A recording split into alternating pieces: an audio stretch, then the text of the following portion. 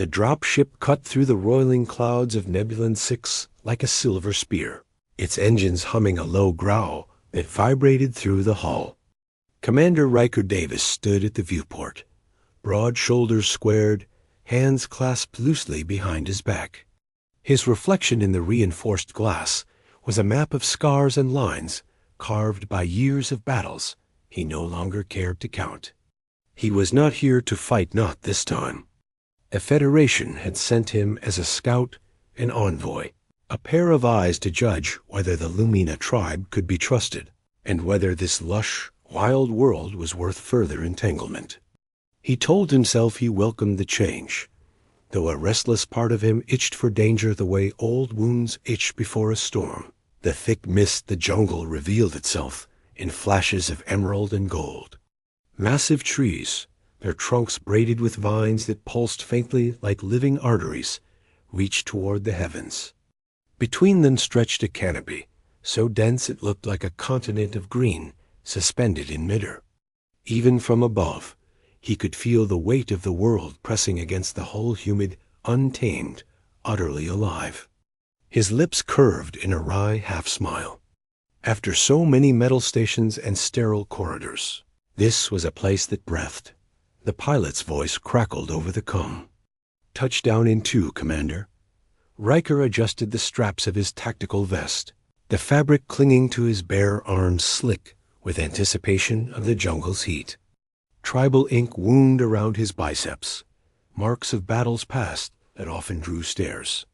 Here, among a people who had never seen humans before, they would mean nothing. He welcomed that anonymity. The ship descended into a clearing carved out of the dense canopy. With a hiss of hydraulics, the ramp opened, and a wave of humid air rushed in, carrying scents so rich they made his head spin sweet blossoms. Wet earth, something sharp and almost metallic beneath it all. Riker stepped out and planted his boots in the soil of Nebulon 6. The ground was soft, springy, as though it had grown specifically to swallow intruders whole. The drop ship lifted away behind him, vanishing into the low clouds, leaving him alone with the chorus of 1,000 unseen throats. The jungle sang and hissed and muttered. Birds with voices like crystal chimes warred with beasts that roared in the distance. Somewhere deep within the underbrush, something vast shifted its weight, snapping branches with the ease of a god brushing aside toys. Riker's hand went instinctively to the sidearm at his hip, though he did not draw it. He had long ago learned that predators were everywhere in the galaxy, but the most dangerous were the ones who noticed fear. He stood still until the sound faded, then exhaled slowly and began the trek toward the village coordinates glowing on his wrist display. The walk was brutal, the air pressing against his lungs like warm water. Vines looped across his path as though deliberately trying to trip him. Flowers turned their heads to track his passage, their bioluminescent throats glowing faintly, curious but unwelcoming. Once, he caught sight of a pair of golden eyes staring from the brush before vanishing with a low growl. He chuckled under his breath. This place doesn't make it easy. After nearly an hour, he broke through the last tangle of vines and stopped dead. Ahead lay the Lumina village, rising like a dream from the jungle. The structures weren't built, but grown vast living trees, coaxed into shapes that served as dwellings, their surfaces glowing with bioluminescent patterns that pulsed in rhythm, like the heartbeat of a single organism. Figures moved between them, tall, graceful beings with turquoise skin that shimmered in the filtered sunlight. Their limbs were long, their movements feline, their markings alive with shifting light. The first pair of guards spotted him instantly, spears glowing with threads of crystal energy. "Halt, outsider!" One called in surprisingly fluent standard. Riker raised his hands, palms open, a gesture older than language. "Commander Riker Davis, Galactic Federation. I come in peace." The guards exchanged a glance, markings rippling as though they communicated silently through light. Then, with stiff reluctance, they gestured him forward. "The chief awaits." As he was led through the village, dozens of eyes tracked his every step. Children peered from behind glowing latticework. Elders watched with suspicion. Some markings pulsed with curiosity, others with alarm. Riker's gaze caught and held on one figure that stood apart. She was poised at the entrance of the largest structure, her silver hair gleaming like a river of starlight over her shoulders. Her markings glowed brighter than the others, pulsing in deliberate patterns as she studied him.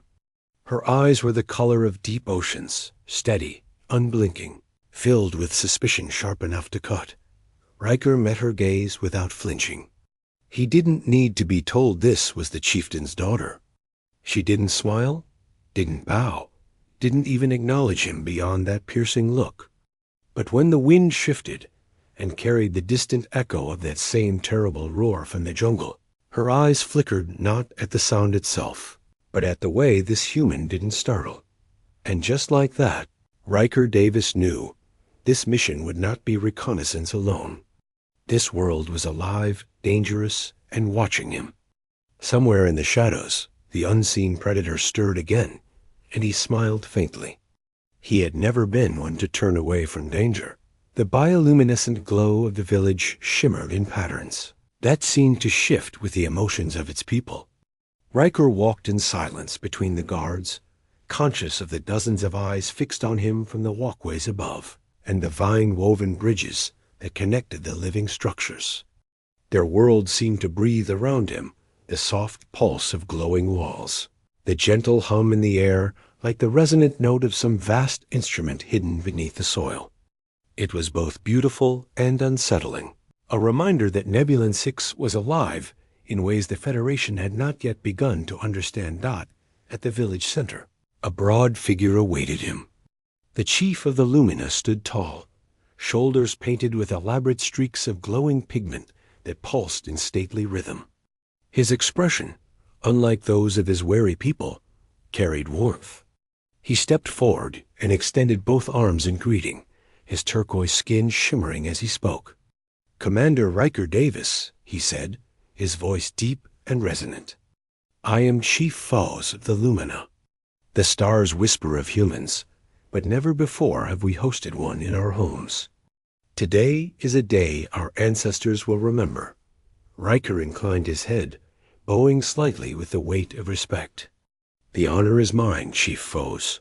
The Federation seeks only peace, and to learn the ways of your people." The chief's smile deepened. "Then you are welcome here." He gestured, and from the shadows the silver-haired woman emerged. Riker had already felt her scrutiny when he first entered the village, and now she moved closer with measured steps. Her beauty was otherworldly, but it was the way her ocean-blue eyes locked onto his that unsettled him. Not fear, not awe, but sharp, deliberate judgment. "This is my daughter Anoya," Foes announced. "She will see to your quarters and help you learn our customs." Anoya inclined her head in the barest show of courtesy, though her markings pulsed in a quick, unsettled pattern. "This way, Commander," she said, her voice cool as moonlight. She turned before he could respond, leaving him no choice but to follow. They walked along a winding path at the edge of the village. The air was heavy with the perfume of flowering vines and the deeper musk of the jungle just beyond the settlement. Anoya kept her gaze forward, her posture rigid, as though she carried the weight of the entire tribe on her slender shoulders. "You don't approve of me being here," Riker said at last, his tone even, more a statement than a question. Her glance toward him was sharp. "My father trusts too easily. The last outsiders who set foot on our world spoke of peace as you do. But they took what they wanted and left scars we still bear." Riker slowed his pace, letting the words settle. "I can't erase what others did, but I can ask instead of take. That's the difference." Her steps faltered for just an instant, a flicker in her composure. "Words are easy. Trust is not." They arrived at a small dwelling grown from the living roots of a tree, its walls glowing faintly with shifting patterns that reminded Riker of starlight reflected on water. She gestured inside. "Here you will stay." Tomorrow you begin to learn our ways." As she turned to leave, her gaze lingered on him, sharp and searching, before she added quietly, "The jungle beyond our village has many dangers. Do not wander alone." Then she was gone, her silver hair vanishing into the shadows between the glowing trees. Riker stepped into the dwelling, the air cool and sweet compared to the heavy humidity outside. He set down his pack, but did not immediately sit. Instead, he leaned against the doorway, staring out into the darkening jungle. The village was settling into night, its bioluminescent glow brightening until it seemed like a galaxy of stars had been scattered across the forest floor. Yet it was not the light that held his attention. It was the sound, low, distant, rolling through the canopy like thunder carried on a predator's breath. The same roar he had heard earlier, deeper now, closer. The villagers did not react, but he could feel it in his bones. Something vast moved out there in the darkness, a creature that owned the jungle as surely as the jungle owned it. The sound should have stirred fear, but instead it pulled at him, a challenge whispered on the humid night air. Riker smiled faintly to himself. Danger had never been something he avoided. On the contrary, he had always walked toward it. The jungle before dawn was a restless ocean of sound. Chirps, shrills, and deep, guttural calls rose and fell in a living chorus, and beneath it all the steady hiss of unseen rivers winding through the undergrowth. Commander Riker Davis moved carefully through the shadows, his boots sinking into damp earth, his breath measured. He had slipped out of his quarters before the village stirred, driven by the memory of that haunting roar echoing across the canopy. Protocol told him to stay, to spend his first full day in dialogue with the Lumina people, earning their trust through careful observation. But instinct urged him elsewhere. He had survived too many battlefields by listening to his instincts, and right now they whispered that the predator he'd heard last night was more than just a beast to fear. His vest clung to his chest, already slick with sweat. Beads of moisture dripped from the vines overhead, pattering against his shoulders as he pushed deeper into the jungle.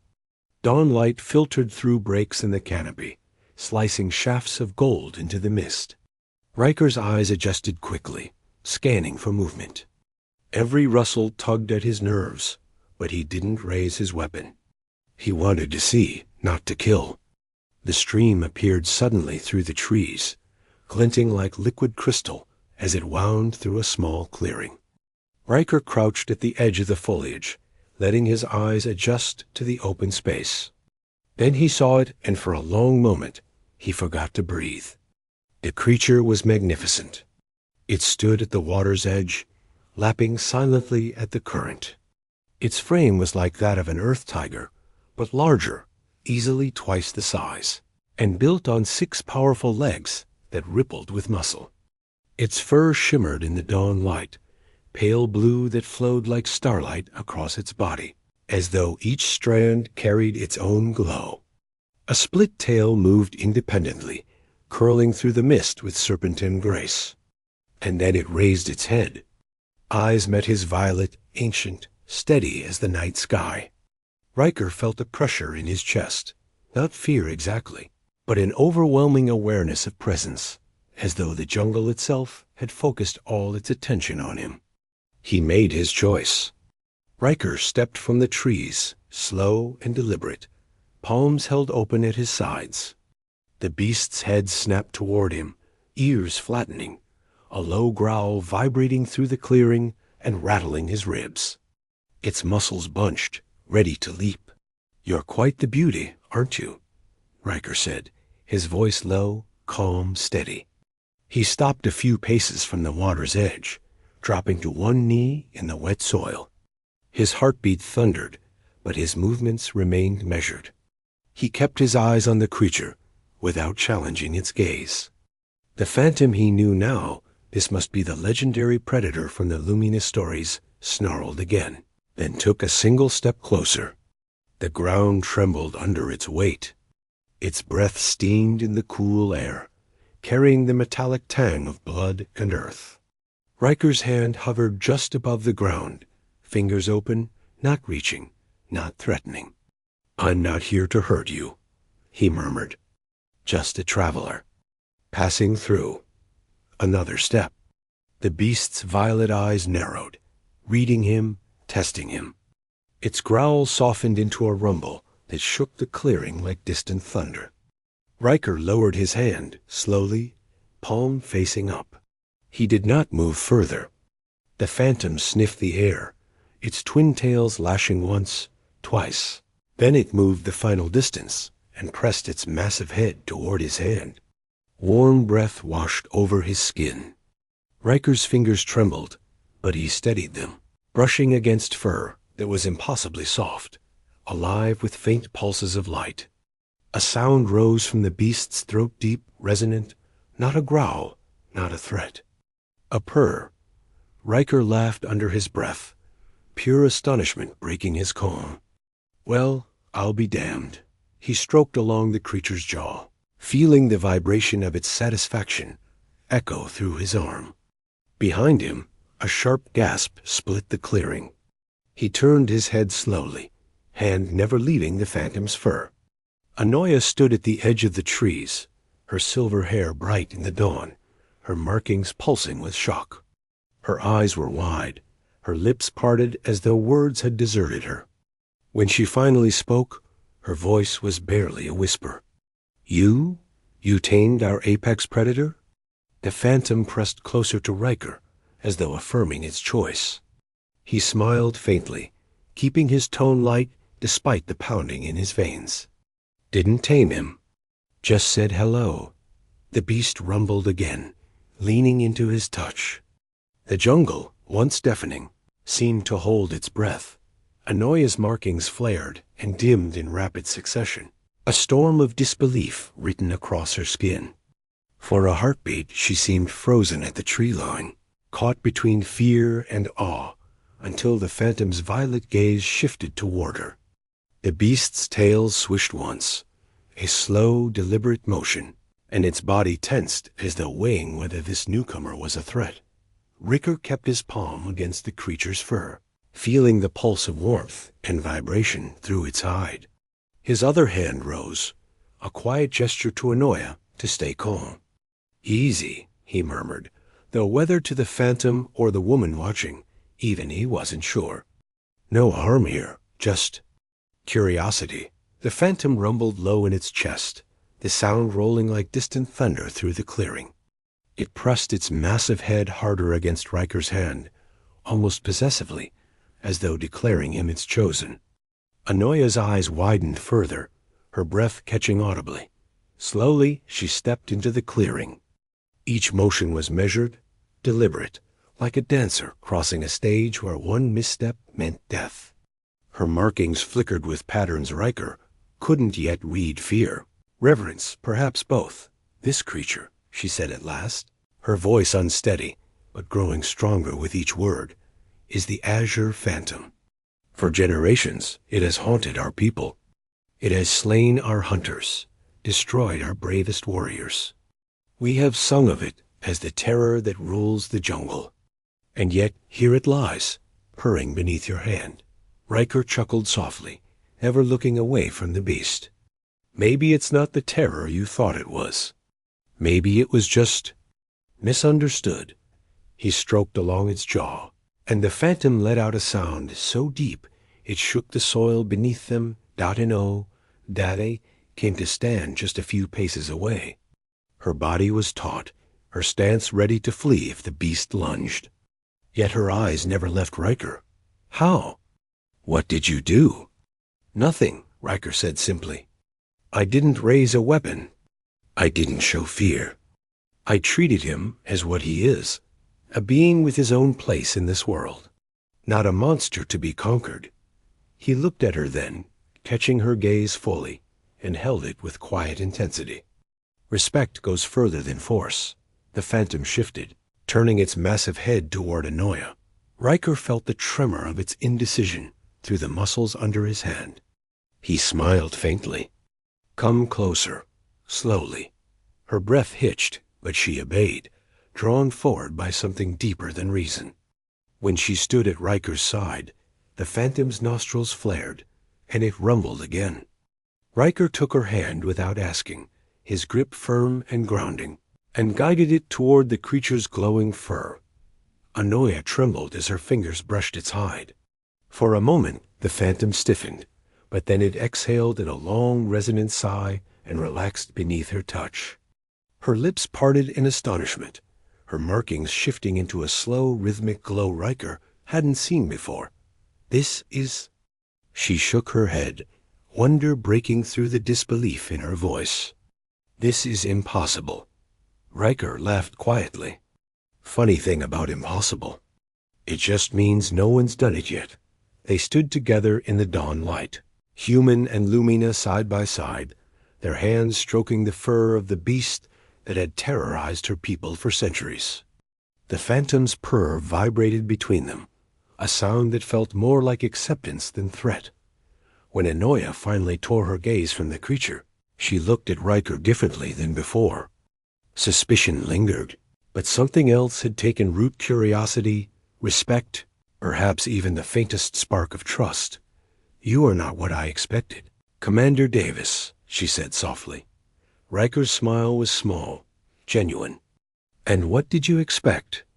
Her eyes held his a moment longer, steady as ocean depths, before she answered.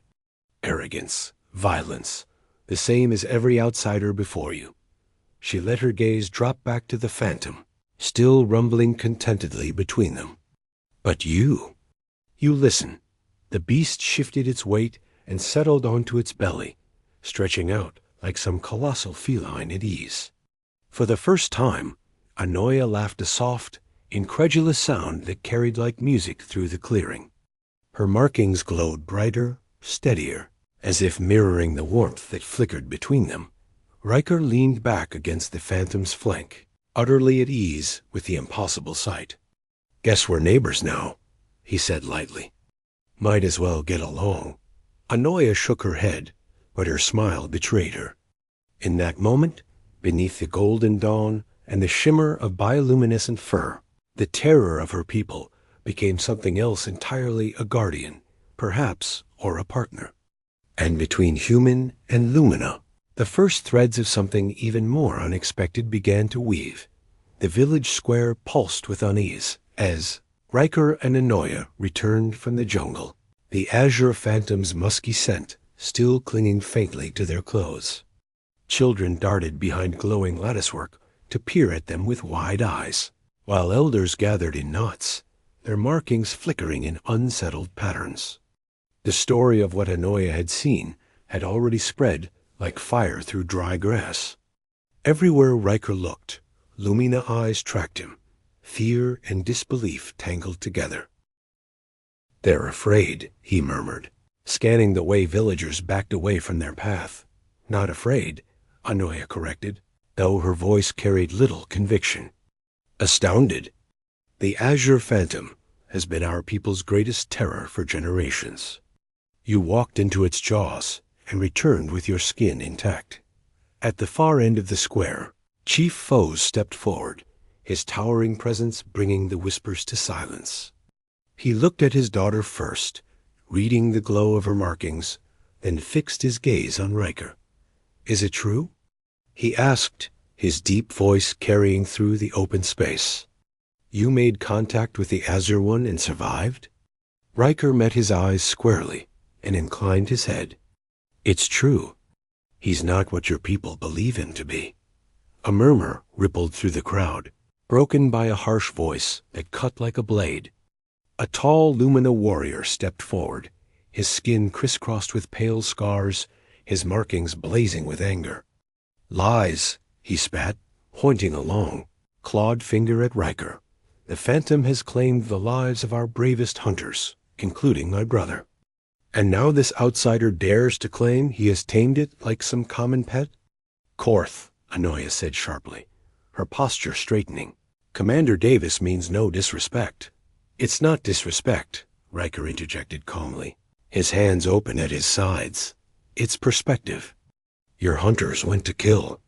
"I didn't." The warrior's markings flared hotter. You suggest our hunters lacked courage? Not courage, Riker replied evenly. A different way of seeing. I didn't approach as a conqueror. I approached as a neighbor. He allowed himself a small smile. It turns out even apex predators appreciate manners. A ripple of uneasy laughter stirred at the edges of the crowd, quickly silenced when Korth took another step forward, his voice rising. You think this beast has changed because it tolerated your touch? You endanger us all, outsider. What happens when it follows you here, into the heart of our village? Chief Foes raised a hand, stilling the swelling discord. Enough. Korth, your grief for your brother is understood by all. But if this outsider has truly found a way to approach the Azure One without bloodshed, then it is no small matter. His gaze shifted back to Riker, weighty and unreadable. If what you claim is true, then you will prove it. At dawn, bring the Phantom to the clearing beyond our eastern boundary. Let our people see with their own eyes this miracle you speak of. Gasps and exclamations swept through the assembly.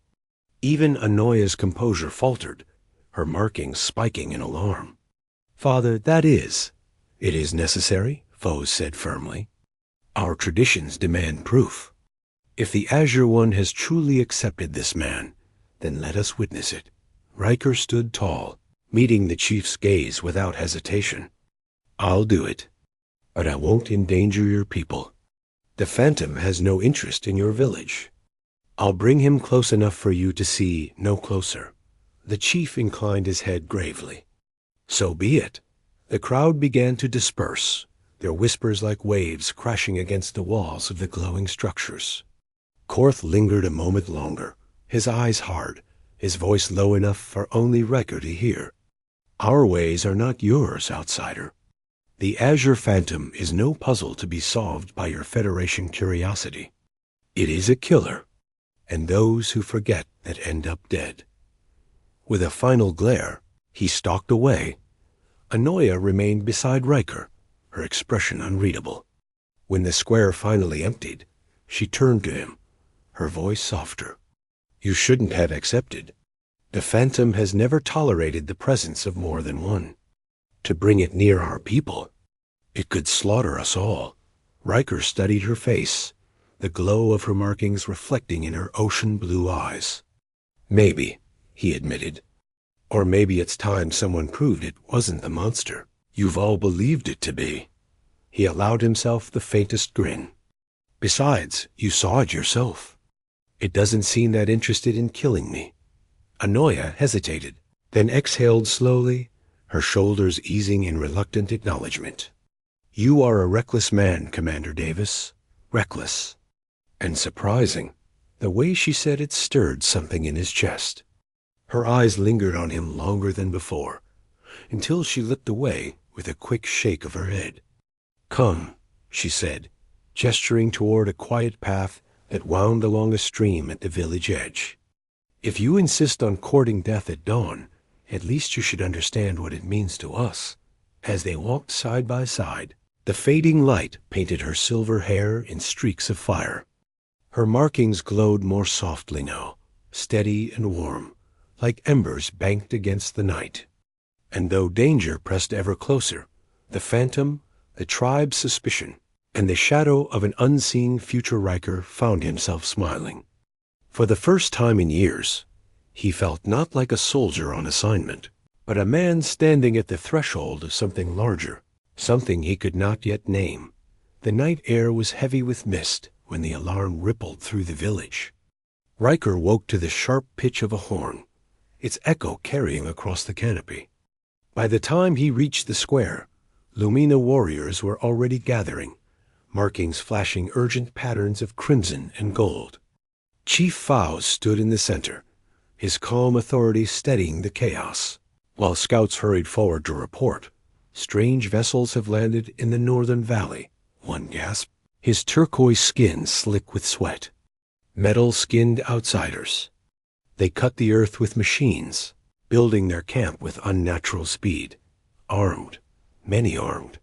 The murmurs that followed were a storm fear, outrage, confusion.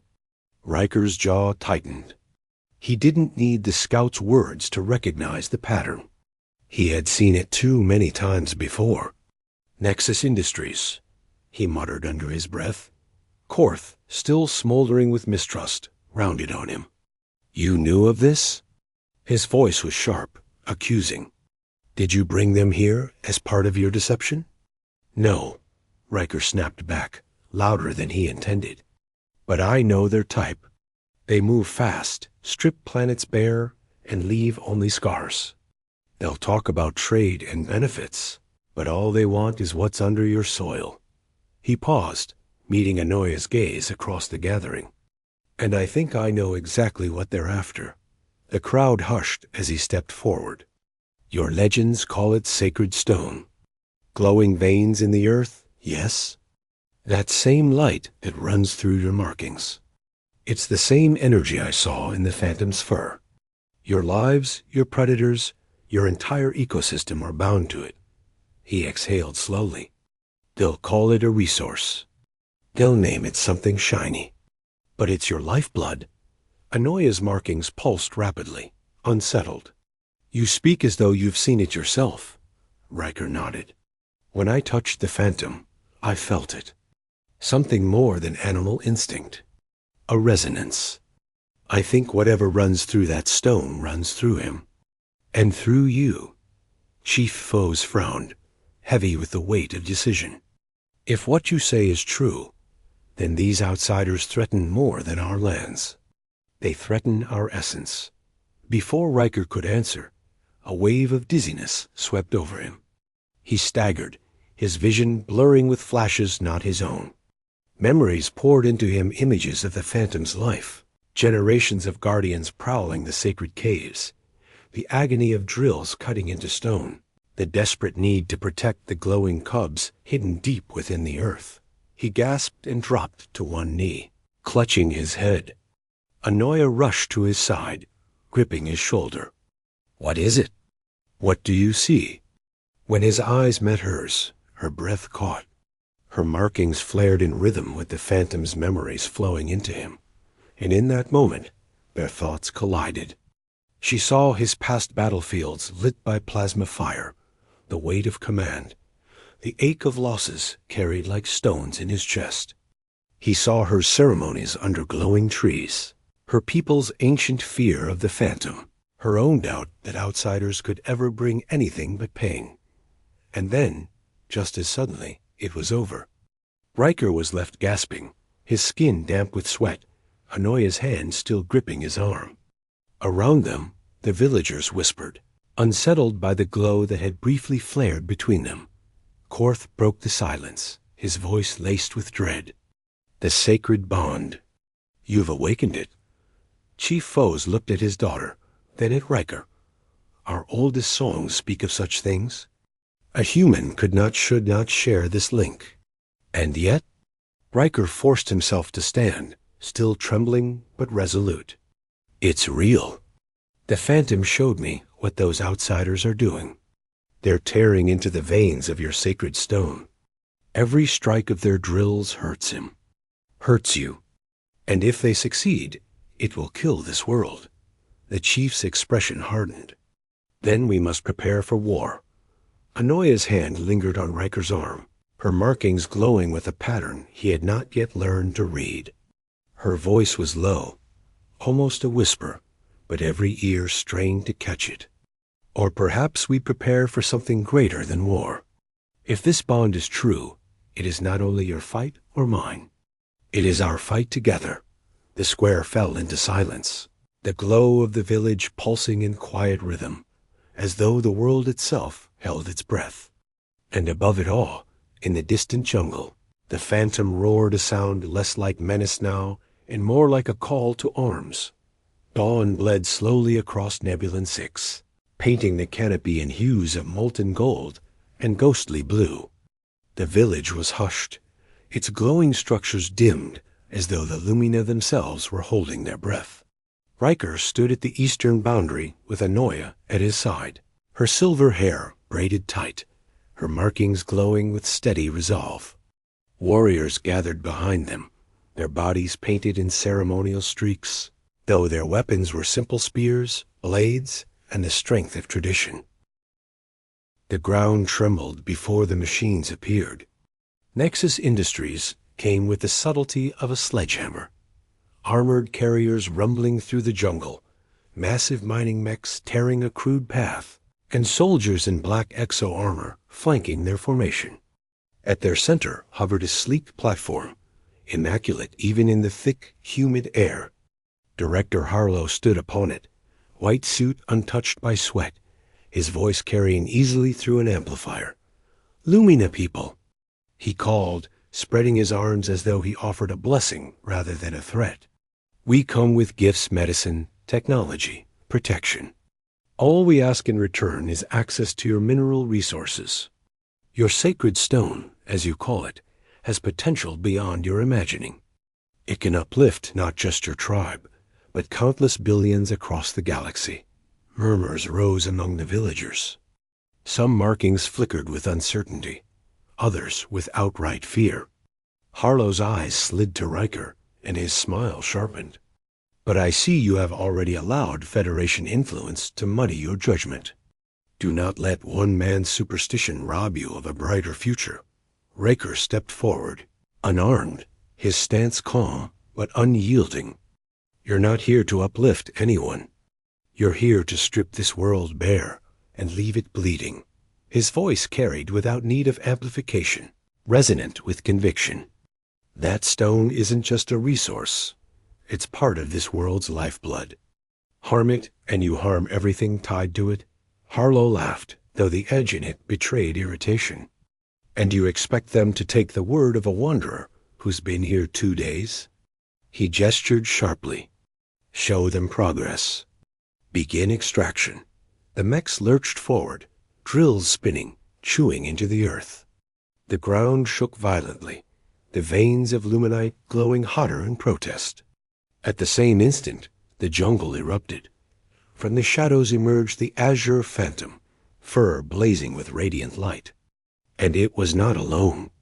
5 more stepped into view, colossal guardians, their 6 legs crushing undergrowth, their violet eyes blazing. The Lumina gasped, their markings flashing in disbelief and awe. Riker placed one hand on the phantom's flank, the other reaching for Anoya's. The moment their skin touched, the bond surged, energy crackling through them, through the veins of luminite beneath their feet, through the predators that had answered the call. The network came alive, pulsing outward like a living heartbeat. The mechs ground to a halt as their systems sparked, luminite energy searing through circuits. Weapons fire erupted in panic-blazing bolts that struck glowing stone only to be absorbed and flown back as wide shockwaves, knocking soldiers sprawling without killing them. The jungle itself seemed to fight, roots twisting up to ensnare Nexus machines, branches lashing like whips. "This is madness," Harlow shouted, gripping the rail of his platform as it jolted under the surge. "You cannot resist progress with superstition and beasts." "This isn't superstition," Riker called back. His voice was steady, but his eyes burned with certainty. "This is connection, and connection is stronger than your greed." The phantom roared, the sound rolling like thunder over the battlefield. At Riker's side, Anoya's markings flared in a rare, intricate pattern that spread across her entire body, glowing like liquid fire. Gasps rose from the Lumina ranks. "The true mate pattern," one elder whispered in awe. "She has found her bond." The revelation hit harder than any weapon. Riker glanced at Anoya, saw the fierce light in her eyes, and felt the bond between them tighten into something unbreakable. He was no longer just an envoy. He had been chosen by her, by the Phantom, by the very world itself. Harlow's confidence shattered. His platform stuttered, its systems flickering as the Luminite's energy overwhelmed its circuits. "Fall back," he snarled to his men. "Fall back." Within moments, Nexus troops were scrambling, dragging their wounded, abandoning their crippled machines. The mechs smoked and hissed where roots in glowing stone had torn them apart. By midday, the clearing was silent, except for the steady hum of the awakened network and the purr of the phantoms at rest. The lumina erupted in celebration, their markings dancing in vibrant displays. Chief Foes approached, his expression solemn yet radiant with pride. "Today we have seen a truth long forgotten," he declared. "The Azure Guardians were never our enemies. They are protectors, as is this human who walks among us." He placed a hand on Riker's shoulder, then looked to Anoia. "And you, my daughter, have chosen him. So it is written in light." Later, as the village feasted beneath the twin moons, Riker and Anoia slipped away to the sacred cave. Luminite veins pulsed around them, bathing their entwined figures in soft glow. The phantom stood sentinel at the entrance, no longer feared, but revered. "You never really tamed him," Anoia whispered, her lips brushing his ear. Riker smiled, pulling her close. "No one tames something that magnificent. I just showed him respect." Her laughter was soft, her markings glowing brighter as she leaned into him. "Then perhaps it was you who was tamed." He kissed her, tasting the heat of victory, the promise of unity, and the wild pulse of a world reborn. Outside, the jungle sang again, not with fear, but with life. And at its heart, human, alien, and predator stood together, guardians of something greater than themselves.